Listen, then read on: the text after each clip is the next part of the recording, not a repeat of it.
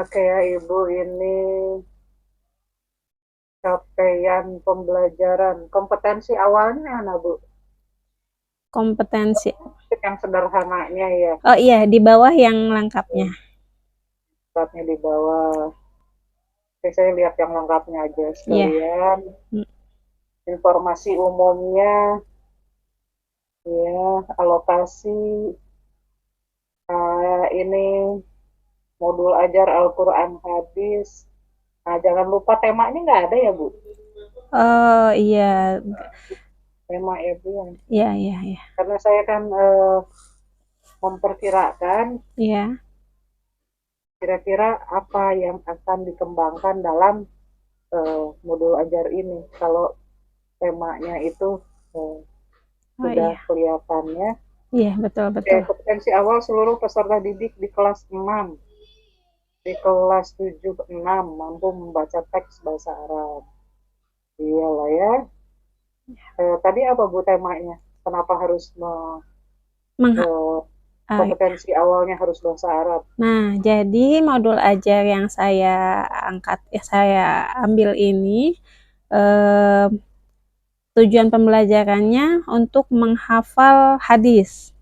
Jadi, saya sesuaikan kompetensi awalnya juga mampu membaca teks Arabnya dulu gitu, baru untuk dapat mencapai tujuan pembelajaran, kompetensi awalnya setidaknya anak-anak sudah mampu membaca teks bahasa Arab. Oke. Oke, Ibu memilih ini profil pelajar Pancasilanya hanya dua ya, Bu. Iya, Beriman dan betul. bertakwa, kedua bernalar kritis. Iya, betul. Kenapa nggak ada yang lain atau kenapa hanya dua ini? Eh, karena ini mungkin yang paling cocok gitu, Bu. Oke, dalam hal apa cocoknya? Ya, untuk masuk ke mata pelajaran keagamaan, ya, eh, apa namanya, dimensi beriman dan bertakwa kepada Tuhan Yang Maha Esa, rasanya itu pasti ada. Kemudian dimensi bernalar kritis karena memang dalam di kelas 7 sudah menerapkan eh, kurikulum merdeka gitu ya. Jadi itu juga dimasukkan gitu. Hmm. Kan ada 6 berapa ya, Bu? Dimensi Nah, apa ya? profil pelajar Pancasila kan ada 6. Ya, dimensinya. Yang lainnya kan ini juga profil pelajar rahmatan lil alamin. Kenapa hanya ini berapa banyak gitu profil pelajar rahmatan lil alamin? Ini Ya, ada subnilai integritas. berintegritas, Ya, berakhlak mulia. Biasanya ya. ada moderasi beragama, Bu. Kalau Karena kurikulum ya, merdeka mah nggak ada hmm, itu. karena Ya. saya rasa kan ini modulnya tujuan pembelajarannya menghafal ya Ibu ya, belum masuk ke memahami. Mantap. Iya, kalau nanti di modul Oke. memahami ada. Ya, berarti saya nyari temanya dulu. Nah Ibu iya ya. nggak ada di mana-mana. Peserta didik mampu menghafal hadis tentang sifat pemurah HR Muslim dari Abu Hurairah. Iya, Berarti di sini temanya tentang sifat pemurah. iya betul. Apa ya? Membaca ya.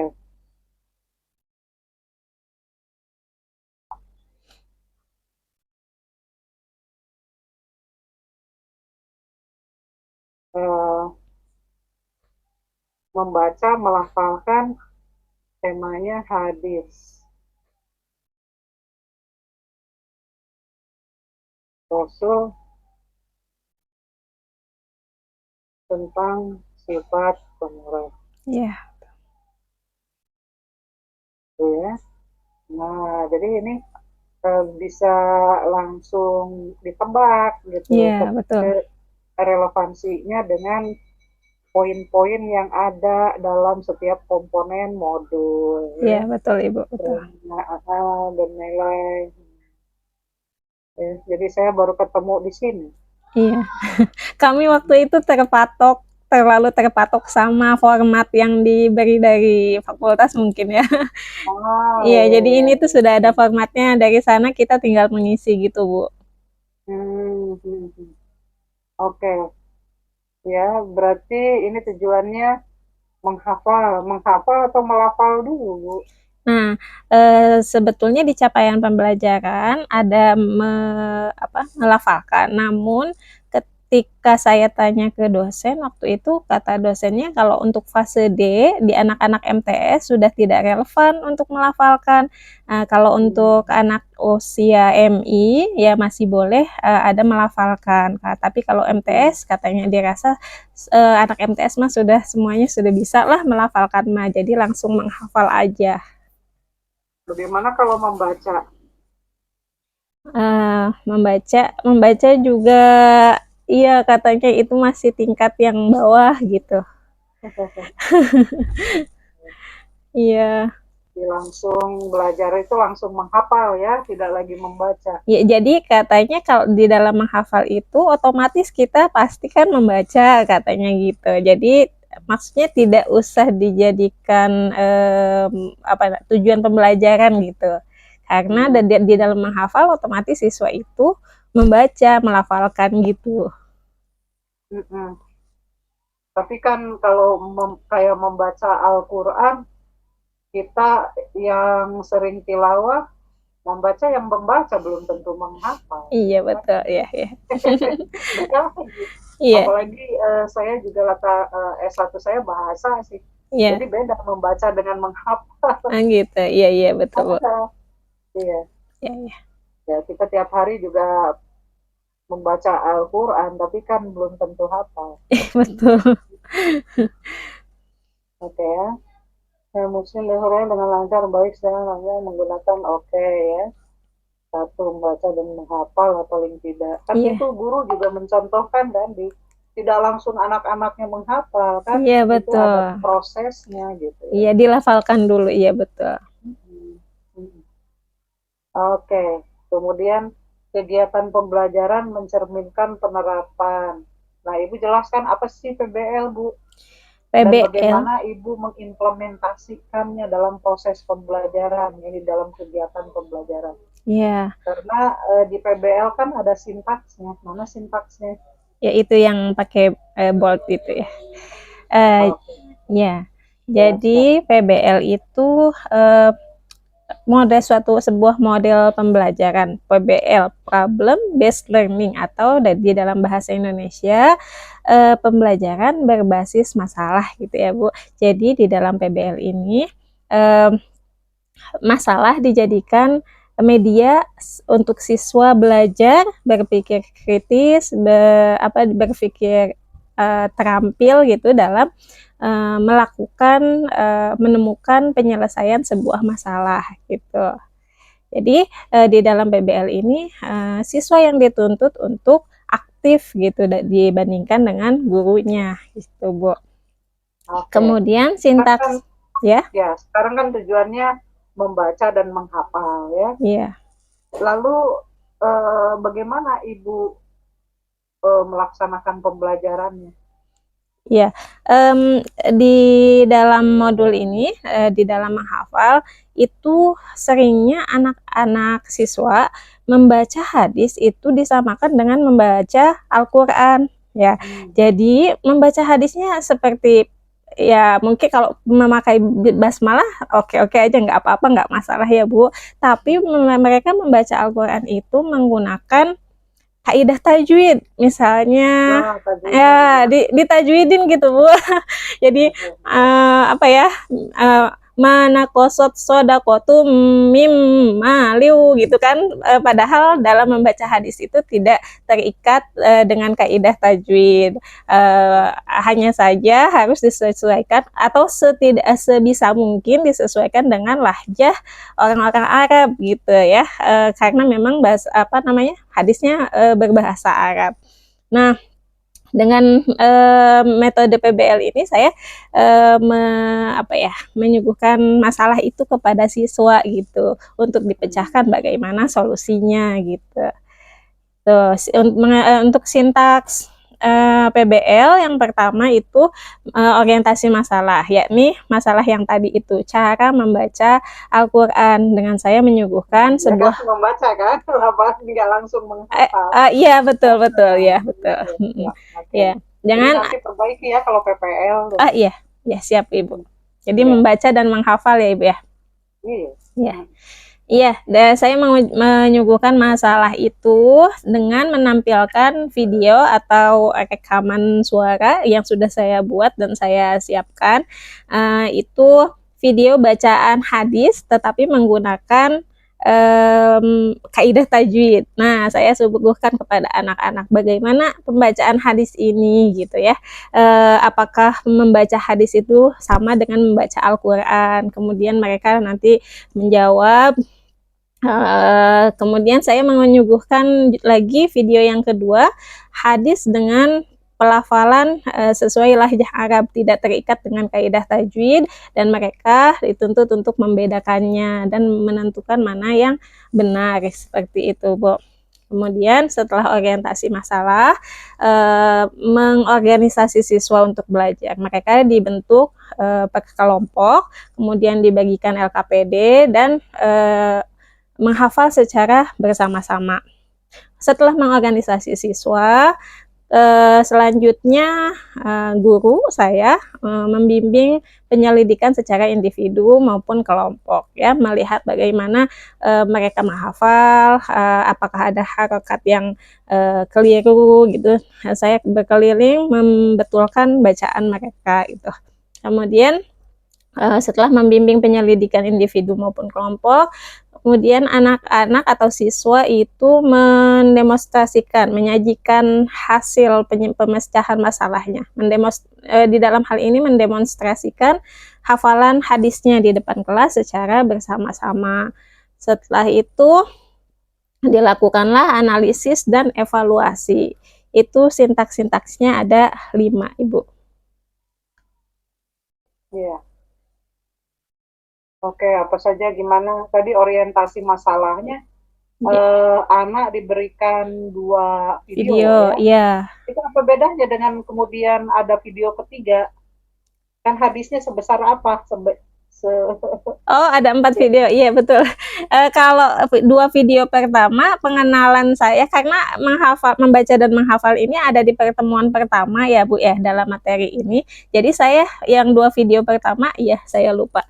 2 video pertama saya menyuguhkan ini dulu ke anak-anak, pengenalan tentang sifat pemurahnya.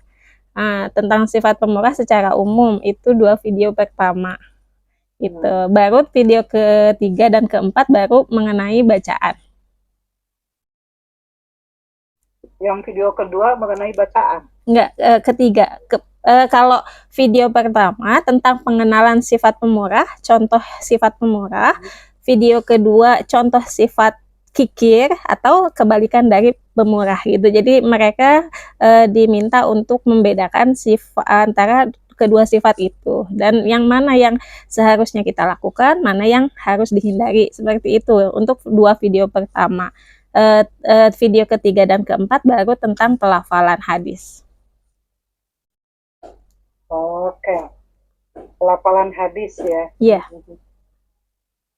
Lalu masalahnya di mana? Kan sinteksnya orientasi masalah ya.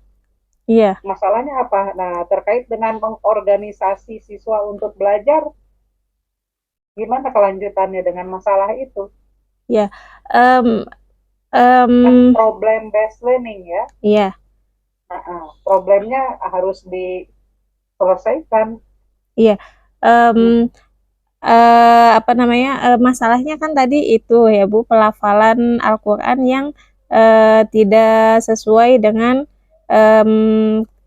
pelafalan hadis yang seharusnya tidak sama dengan pelafalan Al-Quran gitu. Kemudian di pengorganisasian siswa mereka dituntut untuk menghafal sesuai dengan lahjah gitu, bukan lagi menghafal atau melafalkan hadis yang sesuai dengan tajwid gitu.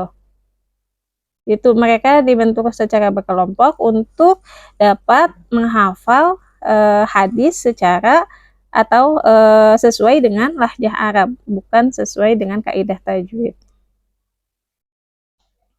Oke. Nah, sekarang ini ada guru membimbing penyelidikan. Apa yang diselidiki? Yang diselidiki adalah tadi pelafalan hadisnya, Ibu. Mereka ketika belajar secara berkelompok, saya berkeliling mendengarkan hafalan mereka, apakah itu ada harokatnya yang kurang tepat atau pelafalannya yang kurang tepat gitu. Saya membantu, membimbing, menyelidiki ya, baik individual maupun kelompok, apakah ada kekeliruan atau kesalahan dalam pembelajaran. Oke. Oke, saya lihat asesmennya Bu. Ya. Ini apa yang dimaksud dengan, kan ada tes diagnostik, ada tes formatif, tes sumatif. Nah, ini bagaimana ini kategori-kategori tes yang Ibu buat di sini? Ini mengurutkan teks habis, ini dikerjakan dalam sebagai jenis tes apa? Asesmen apa? Ini asesmen formatif. Kalau yang selama pembelajaran itu asesmen formatif ya, Bu. Jadi iya, jadi asesmen penilaian yang dilakukan selama pembelajaran. Kalau asesmen sumatif itu di akhir semester atau di akhir tahun gitu, atau PAS atau PAT gitu. Kalau ada istilahnya tuh ongoing assessment.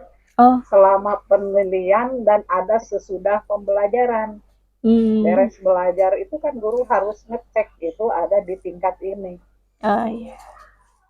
Nah, penutup melakukan refleksi penguatan, menyampaikan rencana tindakan pembelajaran berikutnya, kegiatan pembelajaran. Nah, ini harus diakhiri dengan tes formatif. Kalau selama pembelajaran bukan tes formatif. Ya. Ya, baik Ibu. Mencocokkan lafal hadis dengan terjemah. Apa maksudnya Bu? Di dalam LKPD dibuatkan nama-namanya ya yang baku sesuai dengan teori pembuatan modul ajar. Misalnya satu ada diagnostik, ya. Kemudian dua ada formatif, kan gitu. Tolong sih, ayah, dedeknya kesini-sini, tutupin dulu. Sumatif, ya. Nah yang ini semua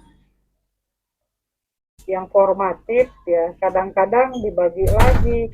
Ini ada tes kognitif, ada tes afektif sikap, iya, ada tes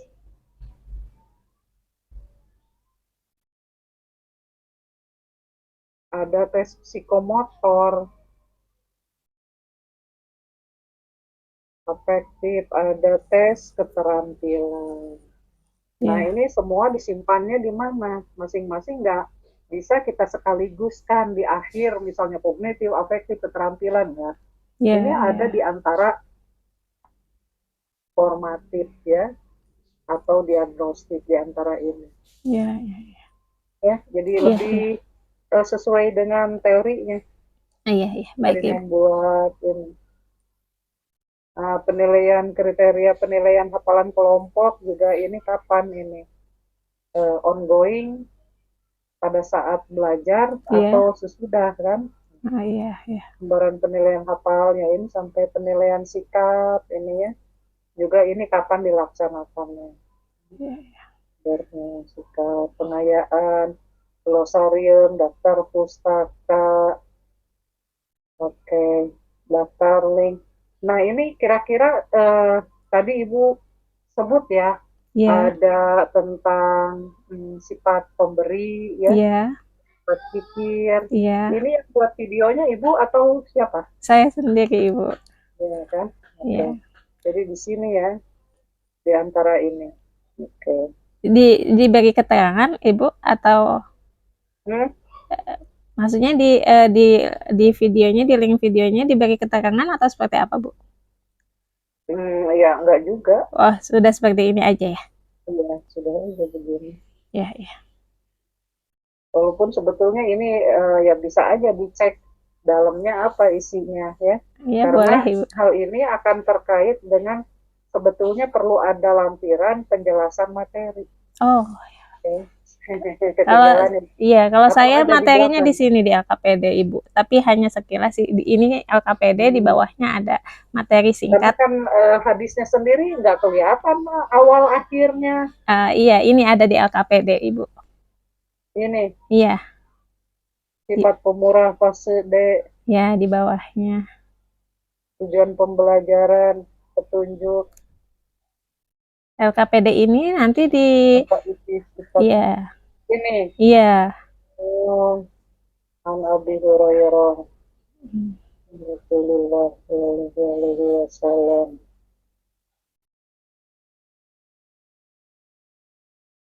Oke, ini aja Bu segini hadisnya. Iya, hadisnya. Di dalam hadis, di dalam Islam saya namanya berapa? Iya. Oke. Jadi Kan. hanya itu ya Bu ya, materinya segitu ya. Iya, Tapi yang Ibu kembangkan tadi coba disimpulkan lagi dengan materi segini yang Ibu kembangkan dalam setiap proses pembelajarannya adalah apa saja gitu. Berarti ini diberitahu juga artinya, iya, maknanya. iya Ibu. Itu ikut Ya. dihafalkan juga gitu. Karena memang Membaca, ya menghafal, membaca, dan menjelaskan menghafal. maknanya, menghafal. Untuk pendalaman pemahaman itu di pertemuan selanjutnya, Ibu. Jadi Ah, untuk di tapi paling tidak harus ngerti dulu kan? Nah, iya, makanya hanya sekilas di sekilas di Oke. LKPD, kemudian sekilas di video awal 1 2 Oke, gitu. ya, ya. Nanti di akhir pembelajaran saya menjelaskan ke anak-anak untuk selanjutnya pembelajaran kita tentang memahami isi kandungan gitu, Bu. Oke. Ya, udah bagus. Paling itu tadi di bagian assessment ya, Iya, perlu lebih eh, sistematis lagi terkait dengan teori yang ada. iya, Oke, baik, baik sekian. Ibu, Terima hatur kasih. nuhun. Ya, monggo. Nah, ini sekarang Pak Yoka ya, Bu? Yuko sudah ada. Saya tinggal Pak Yuko masuk, Ibu keluar ya. Oh, baik, baik, baik. Hatur Ya, nuhun Ibu. ya, Assalamualaikum. sama-sama.